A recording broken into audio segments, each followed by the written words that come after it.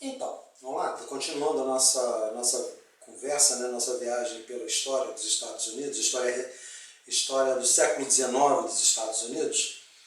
Nesse momento, nós vamos falar sobre a doutrina Monroe. Né? James Monroe foi presidente dos Estados Unidos entre os anos de 1817 e 1825, ou seja, ele pegou aí importantes acontecimentos da história mundial. Né? Por que eu falo isso? Porque você tem os reflexos das guerras napoleônicas encerradas em 1815, né? O Congresso de Viena, né? Com seus impactos, a Santa Aliança, né? As independências no continente americano. Então, assim, vai ser um período bastante agitado. O James Monroe, né? Ele vai aplicar de forma concreta o princípio do destino manifesto. Mas como é que eu posso associar a ideia do destino manifesto à sua doutrina, né, que ficaria tão famosa?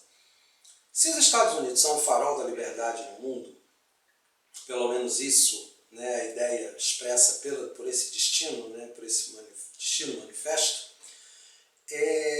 significa que os Estados Unidos adotariam uma postura, uma posição de defesa, né, pelo menos é isso que diz a doutrina, de defesa dos interesses, né, das liberdades das nações recém-independentes no continente americano. Tanto é que os Estados Unidos são um dos primeiros países a reconhecer a independência do Brasil, né, até é uma coisa bem interessante isso, bem legal isso. Mas por quê? Porque está dentro desse processo. Mas acontece que o lema da doutrina Monroe cabe uma interpretação dúbia. Né? A sua interpretação ela é complicada. Primeiro porque a América para os americanos, o que significa isso? É o continente americano para os povos americanos como um todo? Né? Então cada um teria sua soberania? Ou essa América para os americanos seria como eles se veem, né, que eles se autodenominam Americans, né? Então, assim, os americanos seriam eles, então isso diria que os Estados Unidos, a partir daquele momento, teriam, digamos, o exercício do poder sobre essas jovens nações latino-americanas recém-independentes, né? Então a gente fica com essa dúvida. É claro que as práticas políticas posteriores parecem confirmar a segunda hipótese.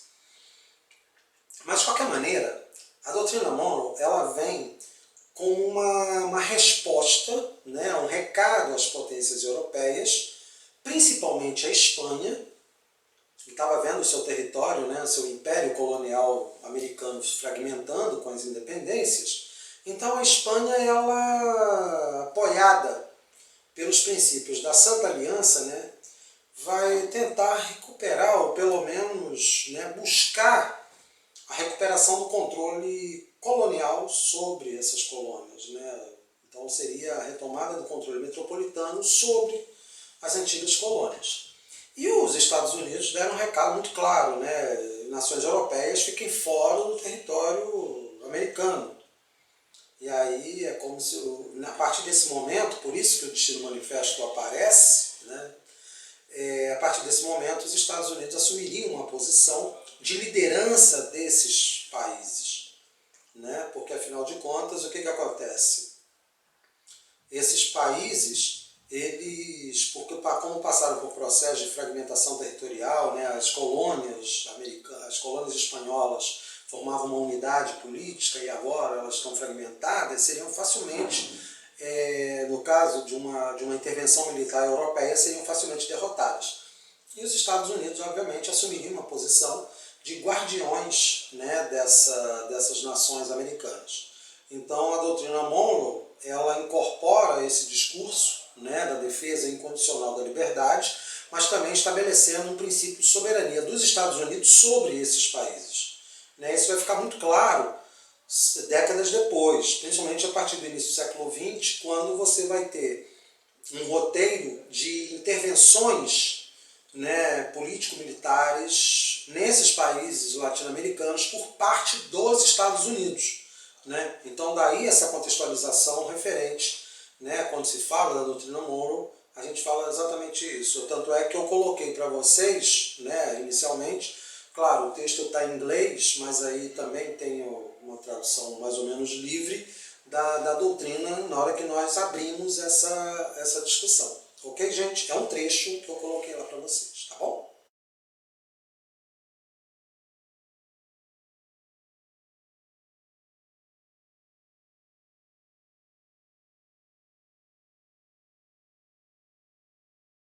Olá, então vamos lá, continuando nossa viagem, né? Agora a terceira e última parte dessa história dos Estados Unidos, dessa breve história dos Estados Unidos no século XIX, e aí a gente vai falar sobre a Guerra de Secessão, né? A Guerra de Secessão, ela vai ser um divisor de águas, né?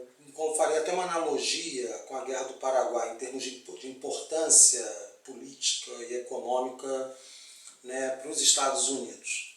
Então, assim, a Guerra de Secessão, ela não acontece de uma hora para outra, ela resulta de um processo mais longo, né, que vem desde lá da década de 1820, quando houve aquela proibição, né, da utilização de mão de obra escrava a oeste do Missouri, né, eu havia colocado 1850, mas não é 1820 essa proibição.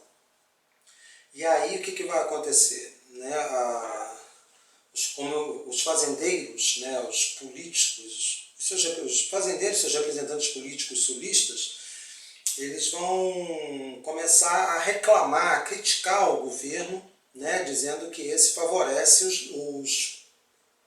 a população do norte, né, os nortistas.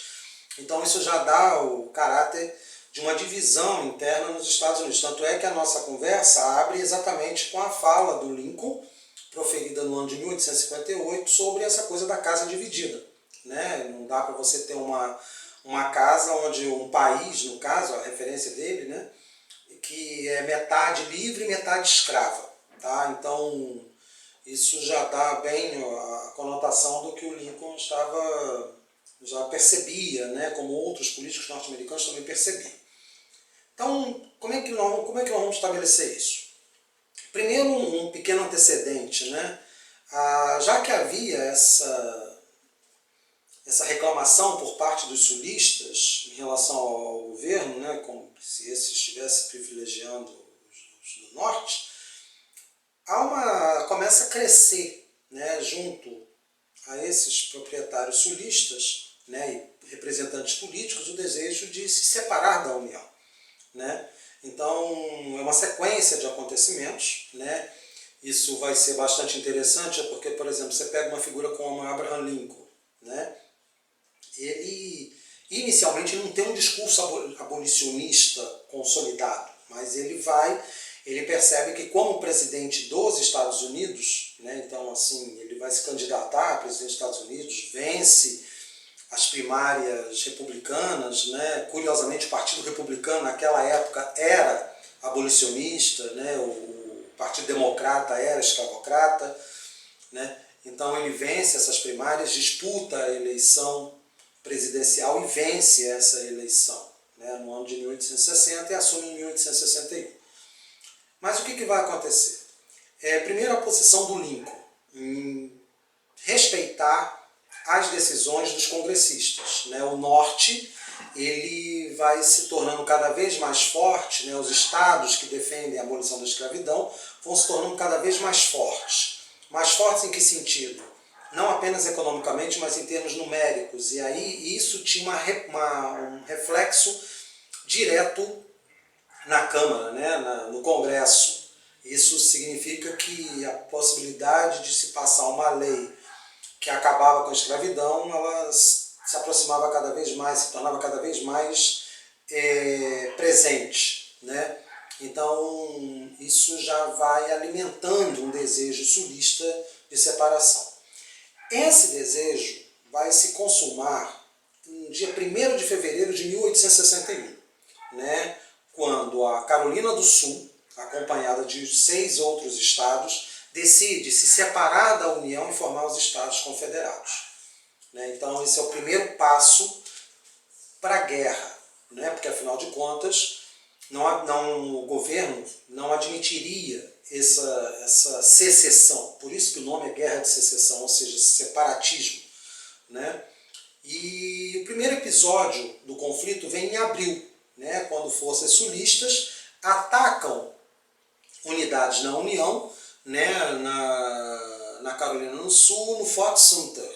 Né? Então, assim, essa investida militar contra, né, um destacamento da União foi o pontapé inicial para o conflito.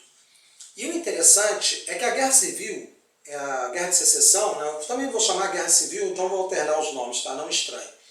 A Guerra de Secessão ela vai ser caracterizada por vitórias, né, várias vitórias militares sulistas contra as forças da União, mas vitórias essas que não mudariam o rumo da guerra.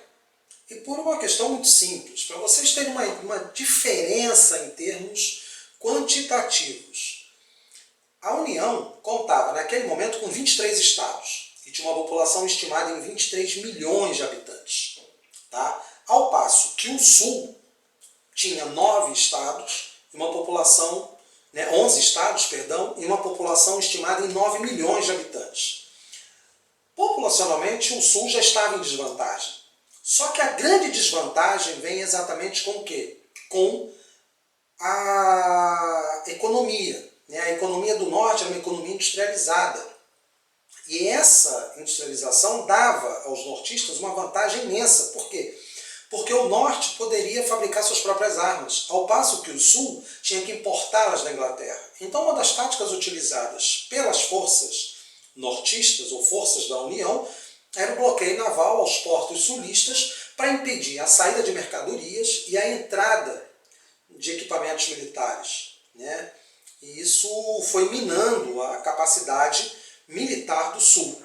Né? Então, o conflito ele vai ser decidido não apenas no campo das armas, mas principalmente no campo econômico. Aí, para reforçar essa vantagem nortista, o Lincoln decide, em 1863, acabar com a escravidão. Tá? E ao acabar com a escravidão, ele ganhou um reforço considerável nas suas forças, né? nas tropas da União. Por quê? Porque você vai ter um ingresso de aproximadamente 128 mil ex-escravos, né, afro-americanos, né, nas forças da União, isso somente no Exército, mais 29 mil nas forças navais. Então, quer dizer, aí a guerra ela não é apenas mais uma guerra entre o Norte e o Sul, mas também passa a ser uma guerra entre os que defendiam a escravidão e aqueles que defendiam o fim da escravidão. Né? Então a questão racial ela ganha um contorno bastante marcante, bastante decisivo no conflito. Né? Justamente por quê? Porque a partir do momento em que o conflito ele ganha essa conotação racial, a luta se torna cada vez mais encarniçada, ela se torna mais violenta. E aí, né, como eu coloquei também no início da nossa conversa, algumas fotografias, né, dessa guerra. Por quê? Porque a Guerra Civil Norte-Americana vai ser o primeiro conflito em que nós teremos registros fotográficos, assim, registros sobre os horrores da guerra. Né? Não havia censura na época, né? A fotografia era uma novidade, os jornais se tornaram um instrumento de comunicação de massa, então as pessoas tinham um contato diário com os acontecimentos da frente de batalha. Né? Então por isso que a Guerra de Secessão ela vai ser um acontecimento tão marcante. Mas vai ser tão marcante também por outros motivos. Né?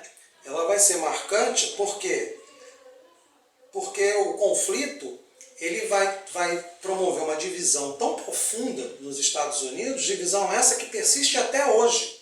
Né? Agora, é claro que antes de adentrar nessa discussão sobre o aprofundamento do conflito, né, do que aconteceu, né, posteriormente, ou seja, dessa enorme divisão ainda que tem entre os estados do Norte e os estados do Sul, né, liberais, republicanos, conservadores, né, democratas, que aí vocês já têm essa inversão. O que vai acontecer? Nós teremos um desfecho para esse conflito, né, que vai ser justamente a rendição das forças sulistas, né, o general Robert Lee, ele vai assinar, diante das investidas, né, da ação militar muito superior do norte, ele vai ser obrigado a assinar a rendição justamente no mesmo lugar onde a guerra começou, que foi no estado da Virgínia. Ok, gente? Espero que vocês tenham gostado, né? E aí estaremos abertos para perguntas em outros momentos. Um beijo grande para vocês. Tchau, tchau.